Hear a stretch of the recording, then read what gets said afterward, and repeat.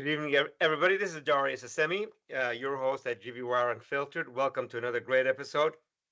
To shift my seat around to kind of get centered on your screen. Tonight we have a special guest, Dr. Wafa Nejmuddin, Doctor of Psychology, Doctor in the Psychology of Organizational Development at UC Davis, retired. She's going to talk about all stuff uh, about Palestine, Israel conflict there. We have a lot of other information to share with you as well about Mhm. that part of the world. But first, let's dive into the beautiful weather that's in front of us.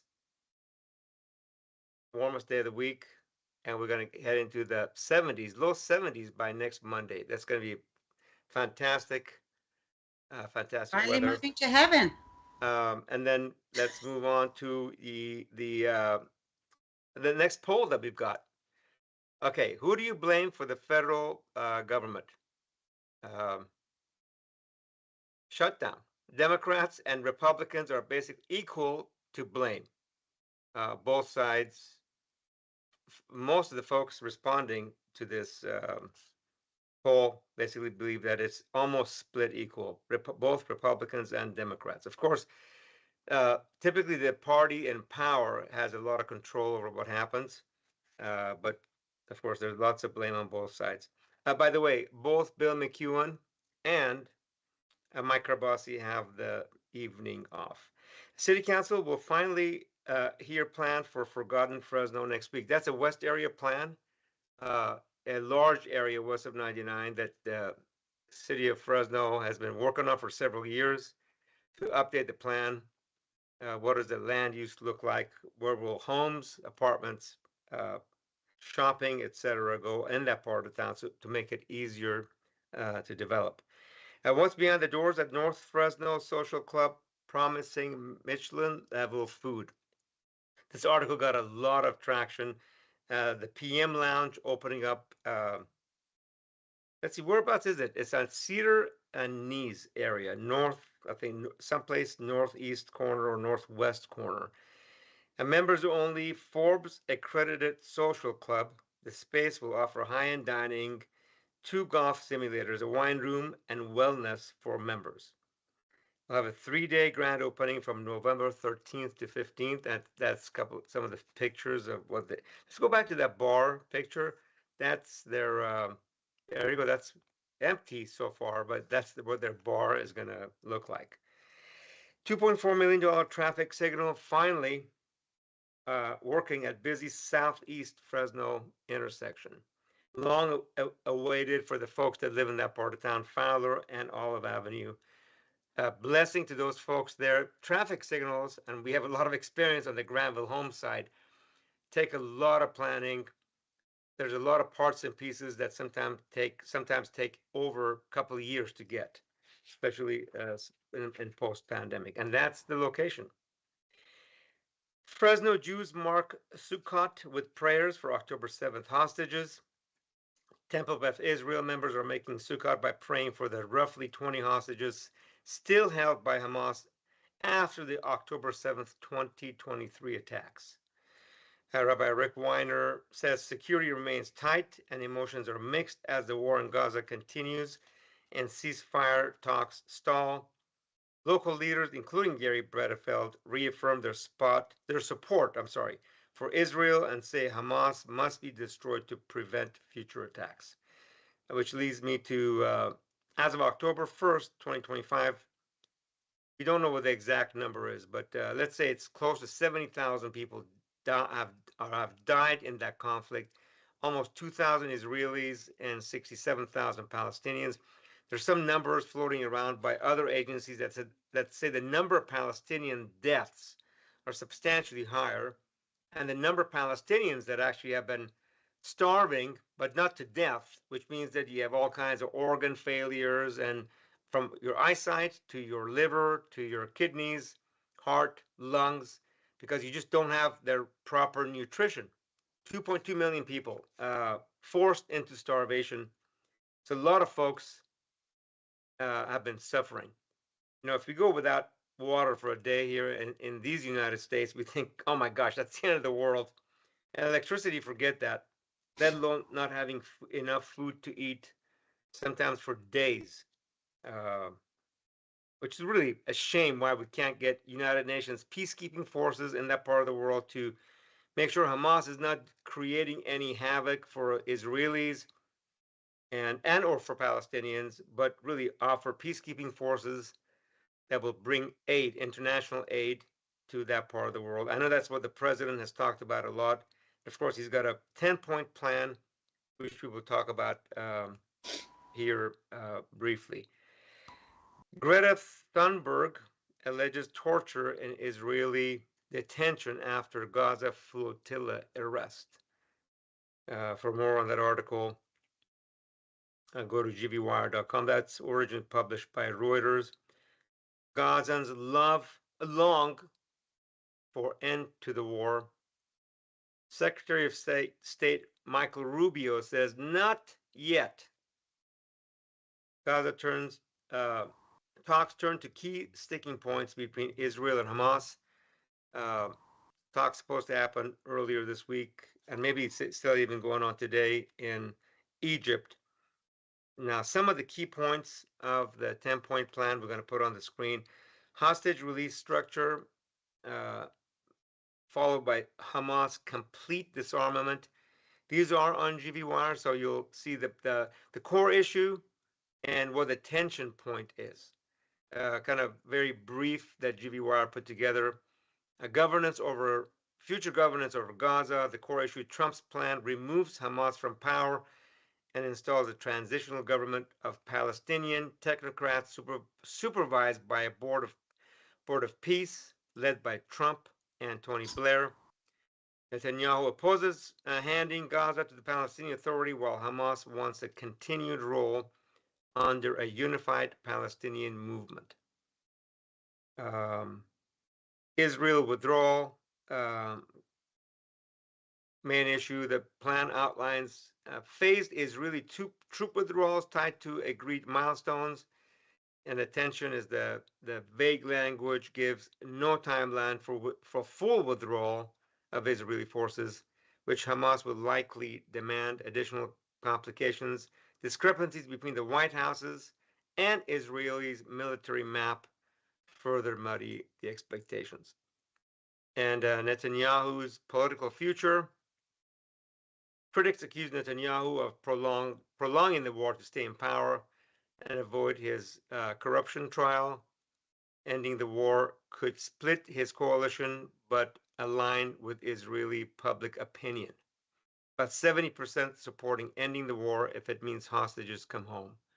Political stakes: Netanyahu faces elections in 26 and must balance survival with public pressure for peace. Now, having said all that, there was a vote in the Knesset. 99 out of 120 members said they did not want to recognize a Palestinian state. So, and the members of the Knesset, or the Israeli parliament, it's a representative government, represent the Israeli population. So, what is that? 100 out of 120. So that's 8%. I'm sorry, 80% of members of Knesset say no, they do not want to recognize a Palestinian state. President Trump says he's optimistic about a Gaza deal. And reactions to a 2-year anniversary of Hamas attacks on Israel. Today marks the 2-year anniversary of the Palestinian militant group Hamas's attack on Israel that triggered the ongoing destruction, really, and bombardment of the Gaza Strip. We talked about how many Palestinians has Israel's Gaza offensive killed. A lot of bodies still trapped under the rubble. I mean, the entire strip, or I shouldn't say the entire, 80% of that strip is demolished, bombarded into, I want to say, oblivion. Okay, with that, I'm going to bring in our special guest tonight, Wafa Nejmuddin, who has been on the show. Thank you for returning, Wafa. You have a few slides that you wanted to share with us. Kind of briefly tell us, do you talk to anybody in the Gaza Strip? Can they actually talk? Is there a communication opportunity? And we what is can the talk, what? Yeah, what is can the talk through them through the internet on Messenger and WhatsApp, and we rather not speak, but we do type, and we know the situation is a lot different than what is being presented by the Western propaganda and media. And we know that on daily basis, we might be able to connect with someone. By the next day, that someone is gone. They're dead. We don't call it a conflict, we call it a genocide. And they call it a genocide. And they are very tired, and the children are very tired. A friend of ours, whom I got to meet while I was in Europe in June, her husband went to get some flour, and a sniper, an IDF sniper, killed him. And he has small children. So his wife sent us the bad news this week. We became aware of it. And, you know, when you talk about death due to hunger, which is happening with the infants, the children that don't have formula, the amputees who are having to have surgeries without any anesthesia. If you want to talk peace and you want to have peace, you've got to remove the people that are hindering the peace from happening. And you can't have peace talks without the actual indigenous Palestinian people on the table with you. So, you know, we hear about President Trump's plan. Okay, who was at the table? Israel is, and I don't call it Israel, I call it the Zionist entity, is an ideology. Whether it's anti-Semitic or not anti-Semitic, it doesn't bother me at all, because I'm from Judea. I was born in the Middle East. I was born in Palestine. I'm 100% fully blooded Palestinian on both sides back to 600 years. So you can't come and take my home or demolish my home just because I'm voicing my opinion. And that's what's happening to our people. My village have been attacked several times. The farmers' animals have been slaughtered by the settlers. I do have family in the Middle East, and I do have family in Palestine in the West Bank. They have to turn off all the lights, comes darkness, whether there's electricity or no electricity, because the settlers go into these towns and they uproot the olive trees. And as people from villages, we live off of our backyard. Our backyards contain our fruit trees. They contain everything we need. They have the chickens. We basically do not need to go to a bigger city to get our needs. We can live off of the farm. And if you have seen the No Other Land, my son bought me the tickets, and it was at the Tower District, and I went there, and it's about an hour and a half, 90 minutes. I sat through that whole thing crying, because all it did remind me of what it was like for me when I was 4 years old in 1967, and I was forcefully dislocated from my country to Jordan. So that's not much of a childhood to remember. Most children here, when you deal with their psychological and emotional well-beings, they're talking about their first teddy bear or their crib or maybe sippy cup. I talk about the war. I talk about the first thing that I remember is the day we fled. And ever since that day, I believe that there will be a state called Palestine. In spite of what the Knesset thinks or does not think, if the illegal occupiers choose to carry machine guns while kids are going to school every morning and having to walk on different roads because that's what the law is for those who are Palestinians who happen to have an American passport like me and go once in a while and actually see what's going on. So it's Darius, it's nothing like you're talking about. I cannot believe that the President of the United States allows the killing of people in Qatar, in Doha, when they were engaged in negotiations so that the war must end. Now, I personally want to say this. In a war, no one wins. There's no winners. Right, and the president, I think there's several articles came out, one actually on Wall Street Journal on Sunday that I read that said the president finds out about that attack after it had occurred. He's a liar. Well, he's a liar. Okay, let me. There's a couple of questions that have come in. Let me add, please. Okay. Quickly, because if my tax dollars right now, our federal government is shut down, and my funds, my federal funds, and your federal funds, is going to kill innocent children in Syria, in Lebanon, in Iran, in Doha, just in the name of security for Israel. There's no such thing as God's chosen people. We don't believe in that. We're all equal. Liberty and equality for all, as we profess to say in the United States, is not true. It's liberty only for those few, the billionaires that Mr. Trump surrounds himself with.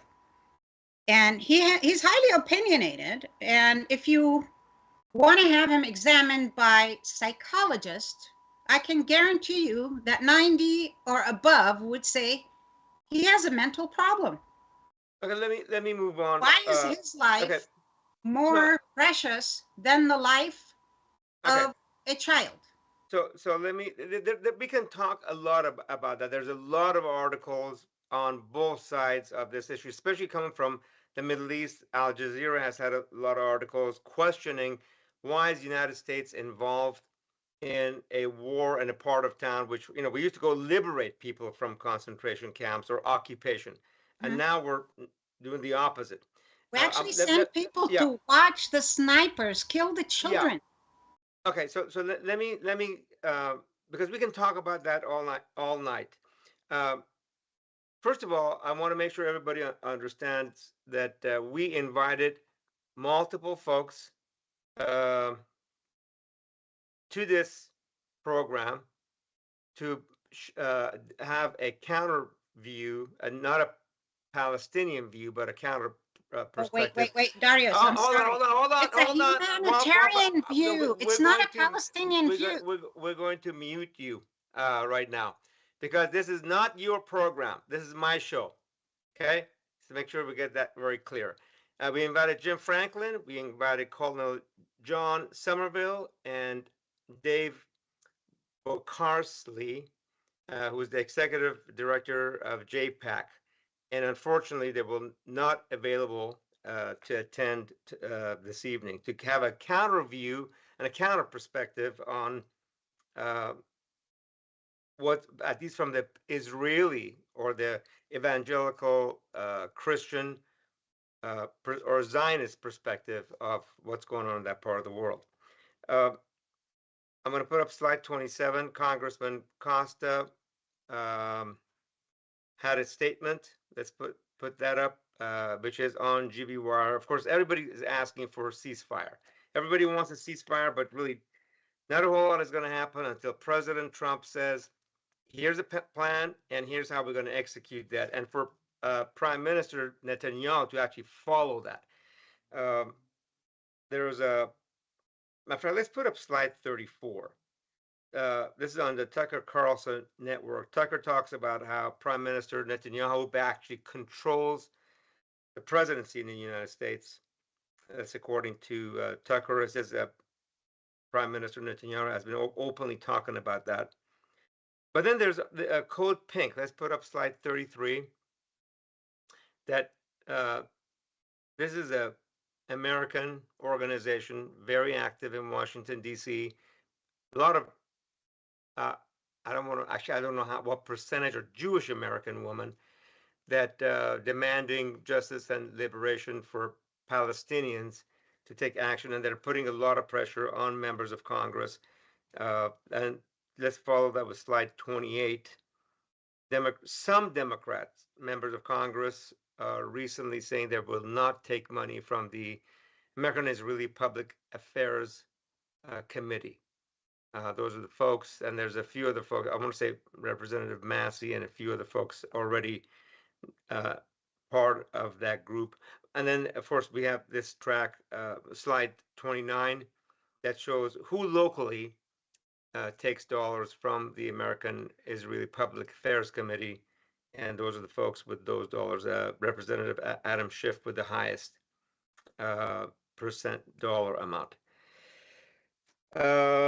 Now, there's a lot of controversy around Charlie Kirk, and I'm going to put a quote on that some of you may find controversial, but this is Charlie's comments in September of 2024.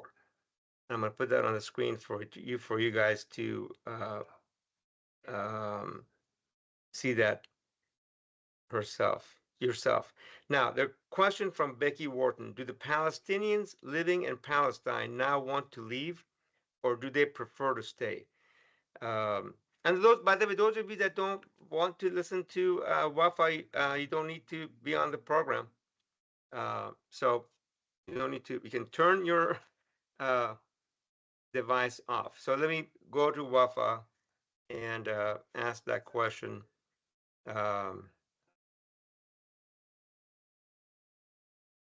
I think you need to unmute yourself, Wafa. So, do Palestinians want to stay in the area that they grew up, second or third generation or fourth generation, or do they go, you know what? We're just going to leave. We've been tired of getting, being occupied. We'd rather go anywhere else. We've been here, our ancestors going back, I don't know how many years, hundreds of thousands of years. But do they want to still stay there, in your opinion, or the people that you talk to, or do they go, it's enough, let's just give this property up I and can't move believe someplace you're else? asking a question of a nationalist I'm who, just asking a question. It's a no, no, question. no. No, this is a The question that question came is, in. they've had Yeah. 2 full years since this war started. Since 1948, they're not going to repeat the Nakba. Where would they go? This is home. Would I leave my home so someone else can come and tell me? A Native American can come and say, you're on my land. And I would say, Granville built me this home and I paid for it. And I say, but it belongs to my ancestors. Really? Really, Darius? Well, Really? no, that's a question that came in. I mean, come Hey, on. you Here's don't a need to question. answer the Here's a question. question for those Yeah. people that ask this same question. I know what right of way in Caltrans mean. I taught at Caltrans for 10 years. And you know they'll pay top dollar to get somebody to vacate their home so that we can make a U-turn around the freeway or an exit and we take their homes. That's called the right of way in the United States. And if you're a builder, man, what happens if someone comes and demolishes the home that you inherited from your No, grandparents? we Let know me that. answer the question, No, Darius. no, Give no. me a Listen, minute to answer the question. listen, The Wafa, hold on. question is, the No, hold on a second. There's a question that came in, and that for you to be asked that question, and you need to answer the question. You don't need to argue with me. I know nobody wants somebody those else to come in and okay, take their home by force. We know that. those There's a those who are question for asking you. this question need to Listen, be slightly more intelligent than no, that. listen. There's some folks that go. We don't know. There are No, Americans there that are go. no folks. There I'm are gonna no mute you folks that again. I know of Hold that on. want to leave Hold their on a home there. second. One at a time, Wafa. If you can't, I know you're stressed out on what's happening in the air and your homeland, but please allow me to finish and then you can comment so that the audience can actually hear what you're saying. Most folks in our country have a lot of their own problems. They go, I got, work, family, education, lots of financial issues. They don't have time to go spend, and we're really an island. We don't have time to go spend and figure out what's going on in that part of the world. Now, You're right. A lot of our taxpayer dollars, $4 to $5 billion a year, goes to militarily supporting Israel. So some folks go, listen, I don't have time for that. I got a lot of my own problems, and we're not seeing it here. We're not feeling it. It's not impacting my pocketbook. It's a moral question. Do we support occupation? Do we support that, or do we support peace? Are we Do we support the shining city on the hill that Ronald Reagan talked about, at the land of opportunity with respect for human dignity? So, but there's a question. Somebody has a question. That's Becky Wharton, and yeah, she says you're passionate about your people. Yeah, of course. If we were all occupied in Fresno by somebody else, some other country came in and occupied us and didn't allow us to move at all, and then bombed us, we'd be very passionate too, folks. Uh, okay, Let me let's ask you see. this question, Darius. Yeah. Would you leave your home just because you're afraid of someone coming over and taking it over? Would you leave? So the question again from Beck, listen, none of us want in our country that are legal residents or citizens go, hey, we got to leave our home because somebody else is going to come take it, or anywhere in the Western world. Now, in the Middle East, in some parts of the totalitarian regimes and other parts of the world, bad shit happens. So, so I get that. But the question is, and I think you still haven't answered Becky Wharton's question. Do they want to still live in Palestine, or Yes. do they prefer to? Do they want to leave? Okay, they want to. They want to. They. What did they recommend as a solution? Okay. Now, if you're talking about a peace plan where no child is taught hate on either side, and the illusion of a two-state or delusion of a two-state solution from Netanyahu's perspective, or even the American propaganda perspective. If we have Zionist Ashkenazis in the Middle East calling themselves true Jews, then why not have a DNA? And anyone with roots to the land can stay and have one democratic law that is the same for everyone. In America, we're a homogeneous culture or a heterogeneous culture? Answer me. No, We're we're a melting pot. heterogeneous. Yeah, I'm we're a from melting pot, of Palestine, you're course. from Iran, Paul could be Native American, I don't know. We're from all over the world, and that's what's happening in that part of the world. Everyone who claims to have Jewish blood has the right to exist on my home land, in my dad's vineyard. That is not fair. In order to have peace, you must be fair to both parties.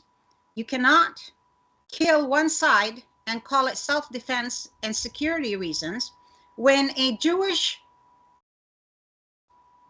lawyer came on October 4th and stated that there has been no cases reported of rape on October 7th. The beheaded babies, the babies in ovens. Where are the pictures? Why can't we see them? Why do they not exist? If what led to October 7th is a criminal act, which in my opinion is a criminal act, but what Israel has been doing to the Palestinians for 77 years is far more criminal. Now, why should I go to my homeland with an American passport? Why can't I go with a piece of paper that says I was born on that land? The right of return for people like me. I will die with that wish. Maybe my children will live to go, and my grandchildren who are American born, who speak better English than they do speak Arabic. But we're instilling in them that they cannot forget where their ancestors are from. I worked with Native Americans, Darius, and when you work with Native people, you get to see how much they hate the enemy. And the white man is the Native American worst nightmare. They don't like your ways. They don't like what you say. It's a status culture. And if you have a blood in you that says you're Native American, then you have the right to the land and you have your own reservations. They have their own laws. Right out here in Lemoore, you go into the reservation, and outside the reservation, it says, you're now leaving the state of California. You are now on Indian land. I used to work there. So if the Native Americans haven't given up the fight, they're traumatized, okay? And the trauma that 14.2 million Palestinian people have lived is still ongoing. It didn't stop. When will it stop? I don't like to see any child murdered, nor do I like wars. No one wins in a war except the billionaires who make money off of giving. Since the war started, the statistics is $27.1 billion in the last 2 years went in federal defense for the occupation. And the occupation isn't in Gaza alone. It's in the West Bank. It's on the Jordan River. I tried to enter on the Jordan River. I was detained for 3 whole hours. What did your grandfather do? I'm going, he was a peasant. What did he say? I never met my grandfather. My grandfather died when I was young. I don't know what he looks like other than a picture of him. I mean, 3 whole hours, and I am born in that land? Come on, Darius. Okay, we can talk about. By the way, there's several comments coming in. No, from Natalie, one of the comments is yes. No one thinks about it until it happens to them. Correct. Obviously, you're very passionate about this issue. And none of us, at least maybe some of us that are listening to this program, have not lived in that part of the world, haven't lived under occupation to know what happens if your rights are taken away. Now, of course, because of your civil rights, you have because no of rights as a Palestinian. hold on a second, hold on, because wait, of wait. In the no, only hold on a second. I'm democratic sorry, state in the Middle East. You cannot interrupt Wafa. I'm sorry. You can have your own podcast and you can talk about it whatever you want as long as you wish. But uh, yeah, it's difficult. None of us want to be occupied, and none of us have. Well, majority of us have not experienced this. But the U.S. media shows, until probably a couple of years ago, shows one side of what's happening in that part of the world, and of course, Palestinians unorganized. They don't really have any representation in U.S. government um, or U.S. media. So we see it. We see actually a different version of the news here than we do on Al Jazeera TV that you can get on Roku or get online, which is based out of the United Arab Emirates. Um, okay, let me see if there's any other comments, and then we're going to, unless you have anything new to share, Wapa, I think we're almost out of time on this episode. Please unmute. Cam Malloy says Dr. Nejmuddin's passion really shows, but it's starting to um, come across as a bit defensive, even with those of us who are supportive of her. Yeah, of course. You Palestine. Here's I have a few Palestinian friends, and I that have lived here, by the way, for decades, and they remind me. Say, listen, folks that have lived under occupation for decades, you can expect them to be really nice human beings that come in and want to have nice tea and coffee with you. And most Americans are very pleasant. We are most very pleasant folks because by and large we have a nice standard of living. Now, if you've lived under occupation for decades, you haven't had the same upbringing or the same background. Especially now, last year, you haven't had enough food. 2.2 million people, and I said this on this program couple of weeks ago. There's 2.2 million Palestinians, at least on the Gaza Strip, and that have nothing to lose, and that's a dangerous position for them to be in against American interests. And I am concerned about that. That's why I support the president's initiative to have a peace plan in that part of the world. The president said, I think it was last week, enough is enough. We Yeah. need to get to a peace plan. We need to bring peace and dignity in that part of the world, rebuild that area. And I'm really interested in see how this thing will unfold. We know there's a lot of folks in Palestine. Matter of fact, there was a Palestinian protest against Hamas several months ago. There's folks that go, if you speak up against Hamas, Hamas will kill us. These are probably Palestinians in the Gaza Strip. I don't know that, but I've read the articles, and we saw the protest by Darius, Palestinians. Yes, if you allow please. me to say that the whole infrastructure in the Palestinian territories has collapsed from health to schools to universities. You're talking about children not going to school for 2 years, but they're Yes. getting a much bigger real life education of who killed their parents, who destroyed their Yeah. home, who took away things from them that they held dear, like their notebooks. Um, I think the people that might think I'm on the defensive side, if you want to have actual peace, you should involve the people who are actually being harmed by those who want to have peace negotiation. Now, as far as I know, there are no Palestinian delegates in the White House.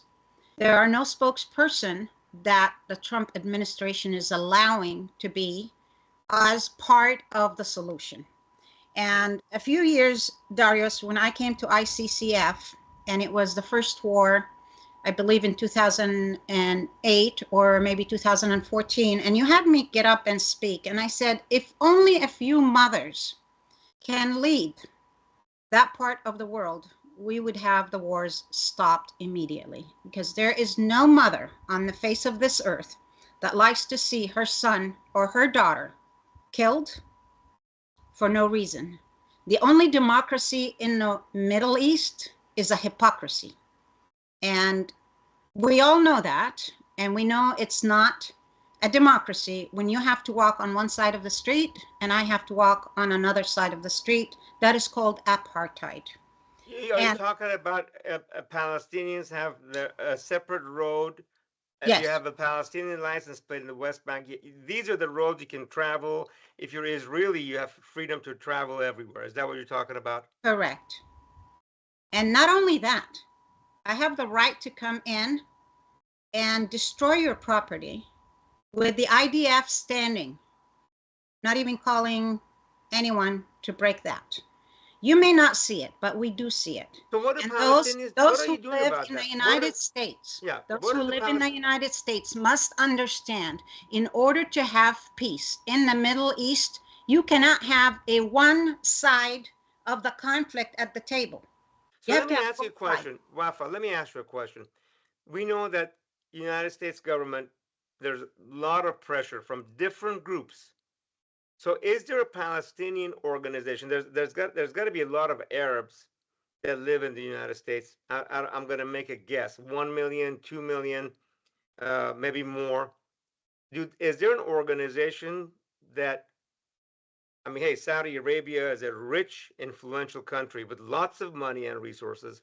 Is there an organization that goes, we got to educate American members of Congress, the presidency, the White House, and media about the things that you're talking about? Because absence of that, majority of Americans are not going to see or hear. They're going to see a different version of it. Matter of fact, Tanus Pham puts a note of Palestinians cannot roam in their country without having to go through checkpoints. Many That's correct. forget Israel didn't exist prior to World War II. Americans only see one side and not the whole truth like Arab media shows. So is there here, and I want to wrap up with this. We're going to end with this, with your answer to this question. Is there a Palestinian or Arab organization in our country that goes, all these things that you've talked about, but you've identified the problem really well. What is the solution? Is there an opportunity to work within the parameters of Congress and the White House to bring more peace and prosperity to that part of the world? Yes, there is. And let me just state what I have done personally. Okay. I offered assistance to Mr. Biden when he was in office, when this whole conflict took place. I even wrote a poem to him, and I said, not with my money, not with my dollar. I'm Killing sorry. No, children is that not a was not the game. question, Wafa. But That was not that, the question. there is No, the care. There's care, which does what are not they doing? include only Palestinians. Who Care is CARE? Tell us what CARE is. it's the Committee for Arab Relations, and they have lawyers. We have very highly educated people that can come to the table and say no more killing on either side. So But why in are they order to not do doing that, that? you have to give equal rights. See, So why Israel are is they not why willing are to they do not that. doing that? Why are they not doing that? Why They are are they are doing that. Look at Rashida Tlaib. Okay, she's Palestinian. She's in Congress. Ilhan Omar. I get messages from Ilhan hold on every a second. single day. Listen, despite having those people in Congress, As long as Congress you have allocates people like billions of Rubio, dollars. Ted Cruz, Trump, and No. My question to Advance, you, when my you have question people that are closed-minded, that No, only think, Wafa, hold on a second. My question to you, you keep on going back to identifying it. I'm not interested in, we all know what the problem is. If you don't have a solution, the problem's not going to go we away do because you have a keep on solution, talking. Darius. What is The the solution? solution is to include the population that you're making decisions for. Why should they? Why should they not? No, listen, do Then you we'll understand? continue to Okay, fight. Wafa, every Do you know who country Henry Patrick is is? got its, hold on a second. Every country has got its own set of rules and parameters. Okay? Yeah. The way our government works, you need to educate our people. It Okay. takes time, resources, money, educational plans, webinars, seminars. Here's what I'm going to conclude with, because I do Yeah. webinars and I do seminars and I do teach diversity, and I am a professor and I get contracted out currently. And the one thing I want to say to you, this was done in Congress in 1775. Patrick Henry said, "Give me liberty or give me death." And he said that in a congressional meeting in front of President Jefferson. And this is a very famous saying: "Give me liberty or give me death." Until you take into consideration that your own liberty is just as important as mine, Darius, you cannot have the people on the table without that mindset. We have people that are making decisions for other people that are not even involved in the decision-making process. As I sent you several slides to you and to Paul today, the Palestinian people have nothing to do in their life except go to school, get educated. We're a highly educated population. If the president wanted to create a committee to come and talk about these inconsistencies in the propaganda, to make it a clean slate, let's start peace with everyone, okay? Where Jews, Christians, and Muslims can live and coexist side by side like they did prior to 1948. That can happen, but you cannot add Kushner, who is the son-in-law of Trump, to go negotiate on my behalf. I refuse. Okay. He's I'm not a gonna let me. spokesperson for me. No, okay. So let me end. These are my points. Uh, Thank you for sharing your comments. Camilloy's one of the last comments is America on the whole doesn't have a clear picture of what is happening in Palestine or Israel. Although Cam, our elected officials do. They get briefings. Rubio Not does. probably not Ted everybody, Cruz does. but Come I'm sorry. on. Do not please, Wafa. Please do not interrupt. Just like I didn't. Okay. So, and that's why, in my humble opinion, there isn't a clear solution. But a lot of members of Congress, especially on Foreign Affairs Committee, get fully briefed on what's going on. Uh, Again, I'm going to say this.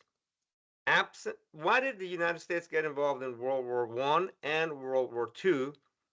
To defend the British and against the Germans. I wasn't around back then, but I'm sure there was a lot of educating our members of Congress, our president, doing both of those wars to bring United States in and send American treasure and life to Europe to liberate Europe from the Germans, the German occupiers, or in the Second War, You mean Hitler? the German Nazis. So uh, there was a lot of education, a lot of pressure. Absence of that, we know the Arab countries aren't doing it. Absence of a Palestinian group that's very active. I mean, there's Jewish American women are ICE and Code Pink and other organizations are very active trying to bring justice.